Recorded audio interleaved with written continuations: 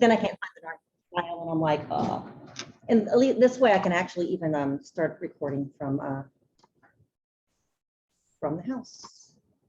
All right, if you are joining us, great. If you're watching the recording, that's great too. First thing I'm going to do is talk to you guys about the calendar. Like I kind of said to the class who are here right now before I took off to go grab a soda. I'm going to go to the university calendar, and actually to.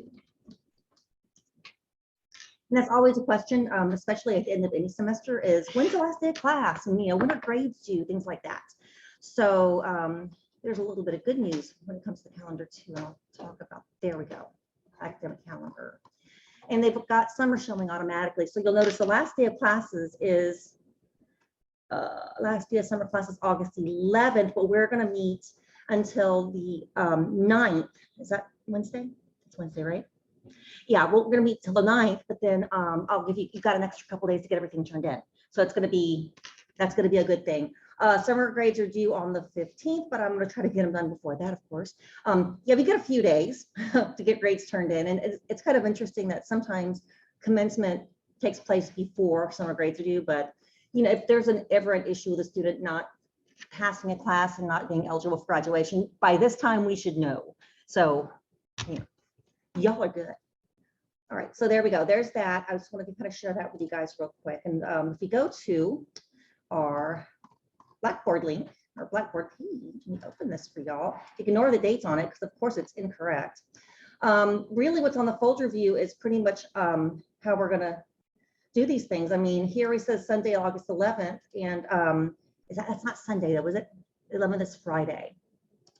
But I think that will work because that way it gives me a few days to get everything graded. And if there's issues, you'll have time to make up whatever sorts of revisions you need to make to get the best grade possible. So there's that. So today, we're gonna, honestly, it says we're gonna start, but yeah, I think I gave that to y'all for your Thursday assignment, right? That was your Thursday assignment? You guys, yeah, went in. So that's actually done. We are going to instead look at that text. Make sure, yeah, I'm on week 5, scaffolding page and how to complete it and what it means, where we're at right now. So that's really what we're doing today. And if you go into, I didn't open it yet. If you go into week 5 folder, as soon as I make it available, you'll see, in fact, that's the way it's set up, which is why I looked at folder view going, that's not what we're doing today. Okay.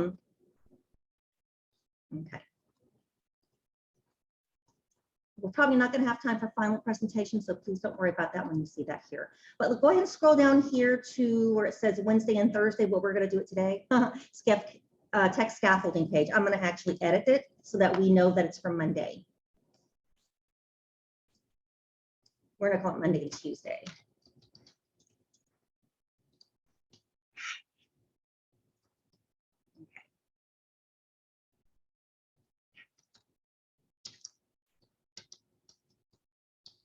Now, there's a reason why I call it scaffolding. It's really not as specific to what you guys may have learned in your other courses. I'm referring to how we scaffold the text, not necessarily how we're going to scaffold activities or how we're going to scaffold assessment. Here, we're just talking about the scaffolding the text. How am I going to support all my students with a text that may or may not be challenging for that student? So we kind of scroll down because right now, even like people watching the video, we're looking at the wrong thing. Okay, so you look at the Tuesday text scaffolding page down here. It's really, it's really short, sweet, and it's not too difficult. What I want you to do is look at those other texts that you've gone over, that you've added to your text set.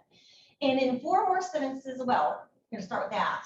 But basically, you're creating the following: a short description of why teachers, a very short description of 4 texts, any 4 you want. You don't got to do them all, that you want to use with it, and so forth. Okay, so this is a little bit of what we're going to do before. This is this is actually hot questions. So I'm just looking at it, and it's actually a combo. It's a really big, long thing. Okay. All right, so I'm gonna kind of dial it back and explain This is a little bit different. It's going to be 2 different pages. Because I haven't taught this class in a year, I forgot about this extra page, but this extra page is going to be easy. It's going to be coming up with higher order thinking questions for those pages. So honestly, just pick a page, any page, and just kind of think about what kind of higher order thinking questions you can come up with any text you want. So I'm going to simplify this. It says choose 4. I'm going to say just choose 1 text. It could be a video. It could be anything you want. And so we're going to work on that together today, because hot questions aren't exactly the easiest thing in the world to do. We kind of started it last week. So let me pull up that PowerPoint real quick from here. And come on, Blackboard, work with me here. Okay, I'm going to pull up that PowerPoint from before so we can take a look and I can show you what I mean. So really, we're just thinking about higher order thinking questions that would accompany a text. A lot of times, especially elementary, most of the questioning types of materials you'll get in your textbooks are those lower level questions. So we pull that up from last week, and we'll look at we will look at Bloom's taxonomy one more time, and then discuss what that means for what we do as teachers. So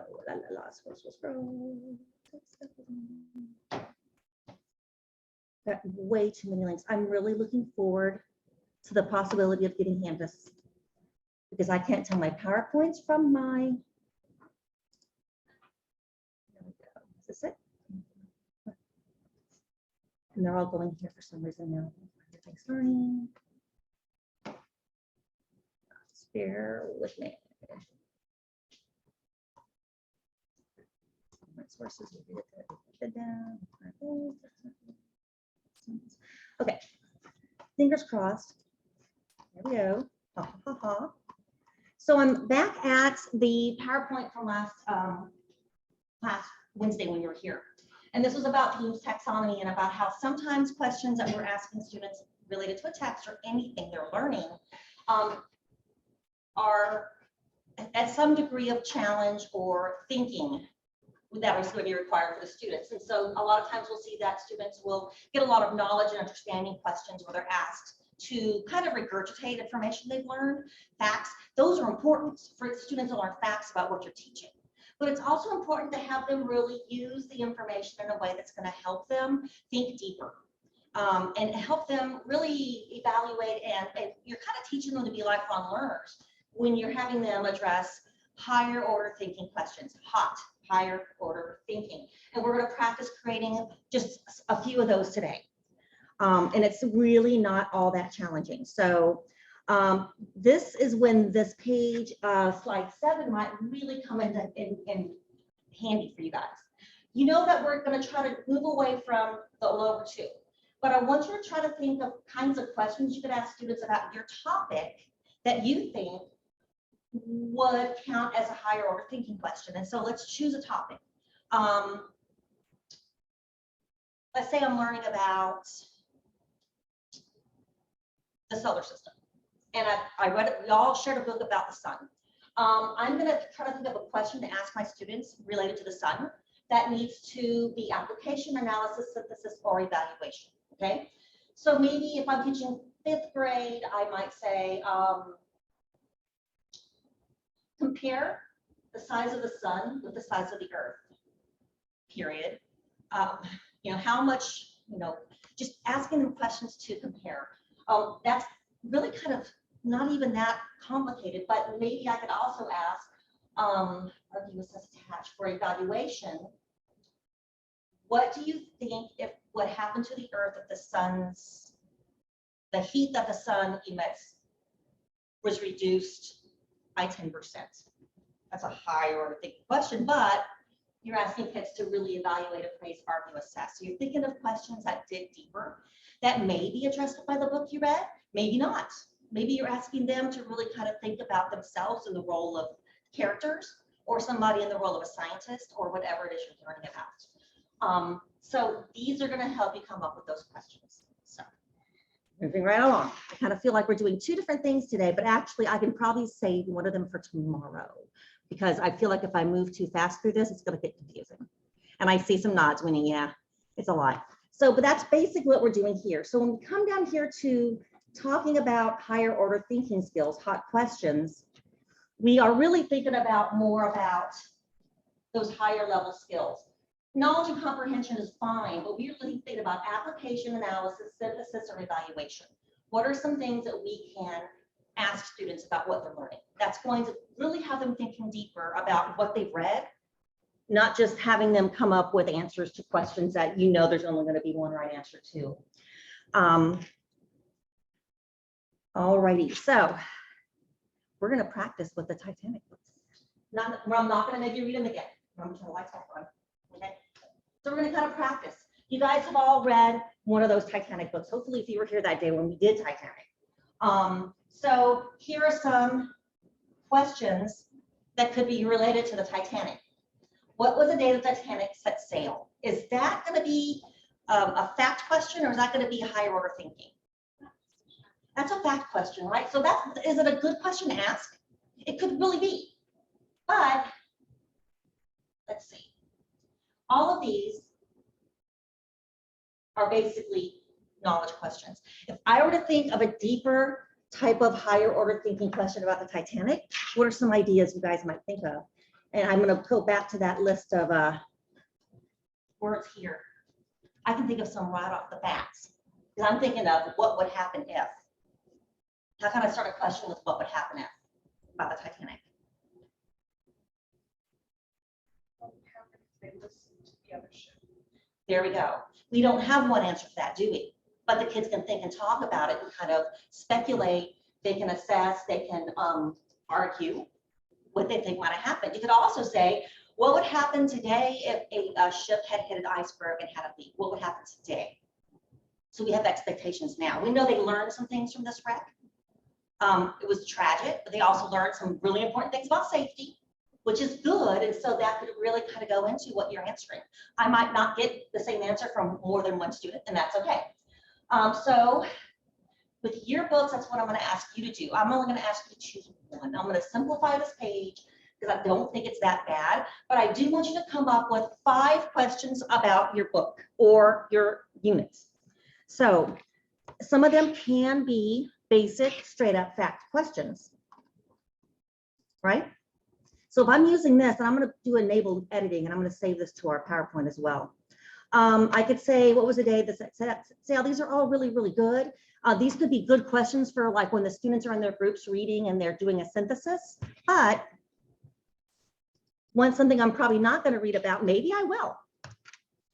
What would happen if a ship hit an iceberg today? Okay, higher order thinking. I'm going to actually highlight that red because students are having to think. They're having to really evaluate. They're having to really think about what's true about today, what was true about back then, how would that look today? What was the other question you guys we talked about? Yeah. Very good. Or you can't even do, you don't even have to do what would happen if. I'm going to kind of go up here and choose another question stem and just kind of apply it to the Titanic. I'm going to go to analysis. Actually, we kind of did that with that question.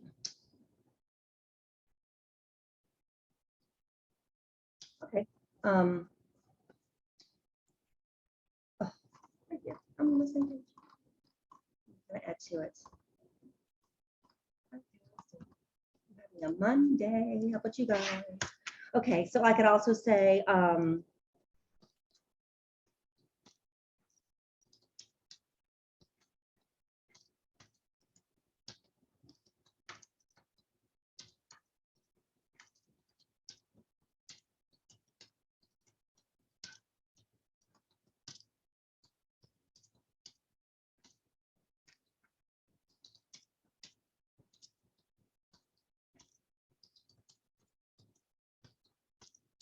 this is kind of okay. Now thinking about how litigious a lot of times we see society. Think about it. What point of view would a person have about ship safety back in 1916? If they were a part owner of an expensive shipping company. Okay, we could take a lot of guesses, right? If I were answering this. But I could also say, some people might say, oh, I think I'd be a whole lot more serious about it because all those people might sue me, and we're thinking about today, right? Or you might say, I would be really careful because all these lives are in my hands. But I might also say, if I want to save money and make more profits, then I'm going to probably think, well, that some of those safety precautions seem a little unrealistic, and I'm going to cut back. So again, what point of view, we don't know, but we can guesstimate, we can speculate, we can assess, or even evaluate what we think would happen. Okay, so I'm going to save this, and I'm going to put it in the week 5 folder also. Save, save, save. So you can kind of see the difference between these higher order thinking questions and some of the basic things that I can find specifically from the book. Okay, so your job, I'm going to kind of make sure I'm not going too fast. Too fast. Okay, dynamic activity. Okay. So we already did the synthesis. We're not going to do it again. But what I do want to do is start thinking about your texts and some questions you might ask. So that's the next thing I'm going to ask you to do. So let me go back to week 5. Those of you online, thanks for bearing with me here. Go back here. And there is,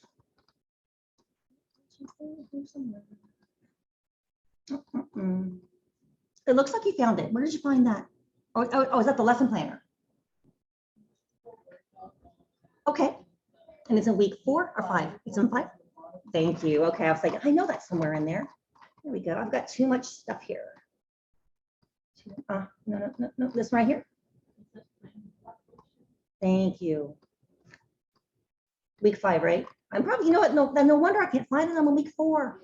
Oh, no. Okay, week 5. So I know that's in there. I'm like, wait a minute, I don't see it. Well, I don't see it because I'm in the wrong folder. Okay, so yeah. And yeah, this is what I want you to start, starting on today. Just kind of complete it and then use this as your template to help you build a new page. So go on and pull that up. I really wish Google Chrome was not doing this with the downloads in the corner.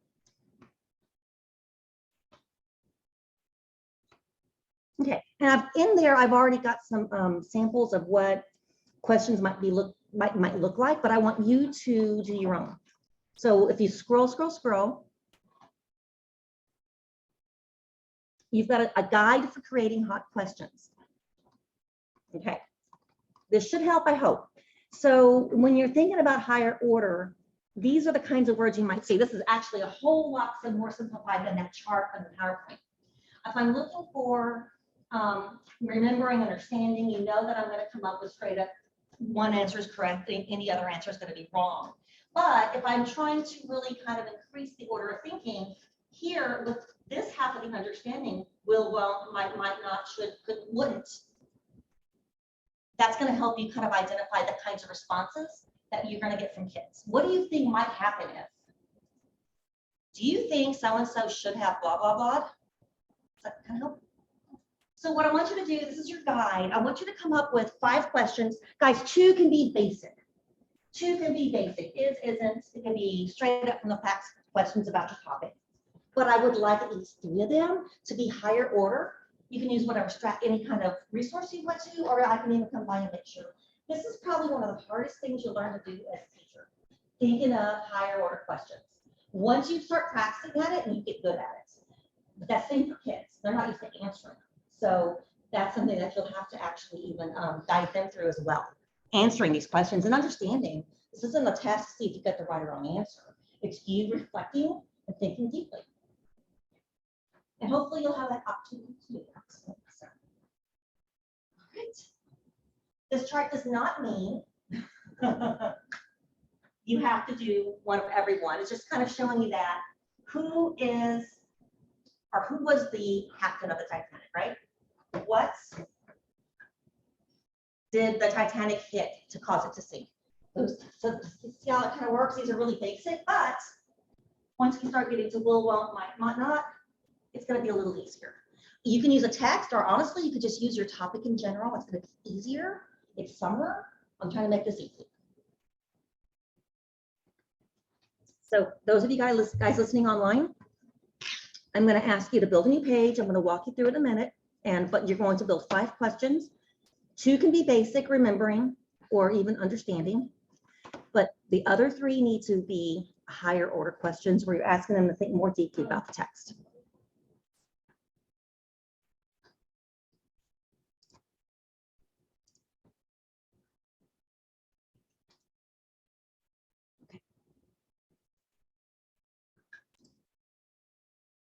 Okay, we're back on.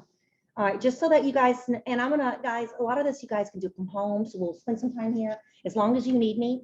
I'm here all day till noon anyway, but let me kind of show you real quick what it is you'll be doing. So I'm gonna kind of go in here. I've got 2 tabs open for your class. Okay.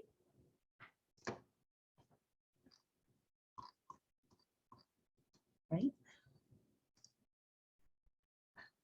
Okay, so looking at the sample pages, if I go up here to inquiry questions, that's what we were calling it, and you'll see some examples of what they did. This one's super basic. It's just basically, here are some of my higher order thinking questions. That's a little more basic than I would like to see though. So let's look at some other examples. Algebra. Yeah. Okay, that works. Okay, look at this. This is good. Why learn algebra to begin with? That's a really good higher order question. It's basic, but it's also making them think about reasons, and they're evaluating, and they're doing a lot more thinking than just saying, what are the order of operations, like question number 1. They sheeted 10. I'm only going to make y'all do 5 because it's summer and we've got a lot of stuff to do tomorrow as well. And I don't want to get bogged down on this page. And then for ocean life, yeah, inquiry questions, and there we go. Higher order thinking questions. There we go. Okay. And then you only got to do 5. They did 10. You're doing 5. Online, you're only doing 5. Let me kind of go to the one that I was creating for you guys in this class, so I can update and make sure that that sample with instructions shows you what you need to see. Right here. All right, so here I am. We'll let me do this.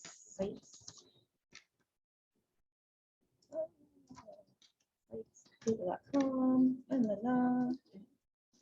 Enter. I put typing wrong. There we go. 352 right here. Okay. All right, so here's your instructions for this, and I'll save it so that it's showing. You go to pages, add, inquiry questions, done. They're all defaulted to that. They're all defaulting to the really big header type, so I'm going to change that back to banner. And then here are your instructions.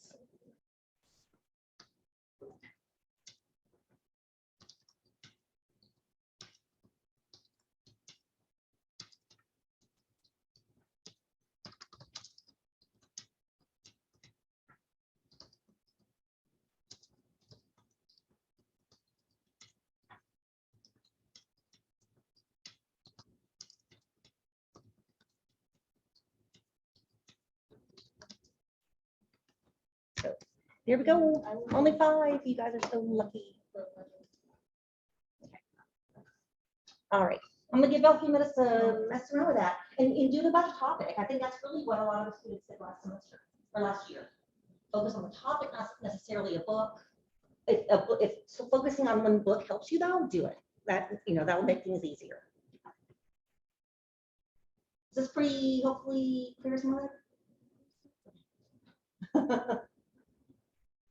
Okay. All right. I'm going to go ahead and pause recording one more time. All right. Okay, we're back. So now we're going to talk about text scaffolding, which really isn't, I think I've actually addressed this with you guys a while back. A few of you guys had questions about that last page on the web page. And so if you go to the week 5 folder, you see an example of what that might look like. But I think the samples that I have for you guys on the sample pages is actually more helpful than this. But this is basically what you're going to need to do. You have a bunch of text that you have not really addressed yet that you put in your text set. Now, The question here is, what do you want to do with those texts? And you don't have to be super specific. I just want you to think about learner groups. Do I think this would be a good a book, in other words, for kids to read individually? Or is this going to need to be a shared reading because it's really challenging? Or do I think it would work well in small groups, maybe even a jigsaw? You decide what kind of grouping you want. And then which activity from 50 strategies do you think would be a nice fit? You're really making speculations here. I'm not asking for rationales. I'm looking for a short description of each of your books. Groups that you're going to have, is it going to be whole group, small group, pairs, one-on-one? And then which activity from 50 strategies? Okay. Yes, you can use a strategy more than once, but try to show a variety. Okay, that's all. If you use KW about twice, that's fine. I get it. It's a useful one. But that's basically it. So this is your instructions, and I'm going to put that in our web page with instructions as well. But what I'd like you to do is really kind of see the different ways that the classes last semester did. I thought those were some really good examples. I actually have an extra one open because I specifically liked the way they, it's actually, where is it? Oh, I thought I had it there. But I had a little note under one saying good text scaffolding, but oh well, no big deal. The solar system text scaffolding plan, and here's what the student did. You don't have to have a copy of the graphic organizer if you don't want to, but you can. Okay, she even used some instructional steps. You don't have to. I just want to know, name of your book, short description, what of the 50 strategies are you going to use, and that's it. I'm going to keep this much more simple than that. Whales, text scaffolding. Okay, and you know, I don't need instructional steps.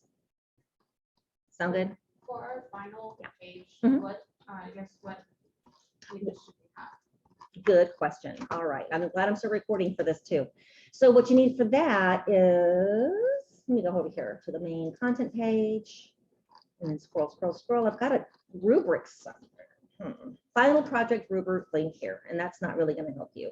So let me go to rubrics and see if I have one here. And if I do, I'm going to need to modify it because, of course, there's a page that you guys have added that wasn't on the previous one. And there's one that I didn't have you add that I'm not going to make you add. And that's the, yeah, digital text features. Exactly. Okay. Course tools. Let's just look at the back. Yeah, the back side of this. Library. Course tools. I know if I scroll too fast, this thing kind of loses its, kind of goes crazy. Rubrics. Here we go. This used to be called a literacy unit project, but I changed it to the online webpage because I thought it was more fun than y'all writing a report, a big, yeah, that would be a huge pain. So here you see there's before, during, and after text set, digital text features. I'm going to get rid of that, I think. Wow. Yeah, I'm going to completely change. So this, I'm going to change to, we have anchor text. And then I'm going to change this one too. That one goes with anchor text. So I'm going to, so I'm just modifying this as we go. So that way you'll at least be able to see what we got. During and after reading, we're doing text set. Nope, we're not. Delete this row. Just delete it. And grammar, text set, during and after, before. This is a really old rubric. I'm going to make y'all a rubric from scratch. Okay, this is the rubric that I used. I think I pulled in here. That was the original one from 2015, but I'm going to revise it so it's similar. I am going to have a part of an organization, of course. It's, you know, but that should be easy. And then, of course, anchor text, before reading strategy, during and after reading strategy for you guys. Text set, and then I'll need to add a row for nonfiction text features and text scaffolding page and hot questions. So, see what I mean? That's an old rubric. I'm not even going to bother making the changes. Oh, here's version B. Edits. Here we go. There we go. Look at that. We got it right here. Edit. This will become during reading strategies page. And then I'm going to change the point value to be relatively similar to, well, actually, you know what, that'll work great. I'm just going to copy and paste what I have here. Sound good? There we go, rubric. And I'm going to pull this into, can I copy it? Oh, I know what to do. Open. I know how to do this. I know how to cheat. There we go. Go to tool.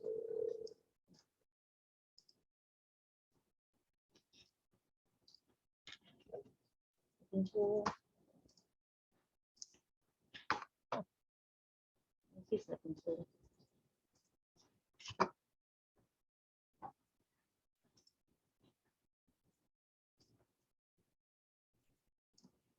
An image. Save. I'm going to pull that into the main screen as your template. It's our rubric. It's not exactly perfect, but it's showing the parts that I need to see. And I'm hoping that helps. I also have a checklist on a Word document. I can also email to you guys and put in Blackboard. That one really kind of shows exactly everything I'm looking for that you can check off yourself. It is in there already? Well, then there we go. I need to make sure it's accurate though. I make sure it's got the parts we need, but thank you for letting me know that. Thought it was in there somewhere. Okay, contents, build items. Oh, make sure you guys have what you need before I start. Okay. So let's build contents, image. Probably gonna be huge. Final rubric draft. I need to change it.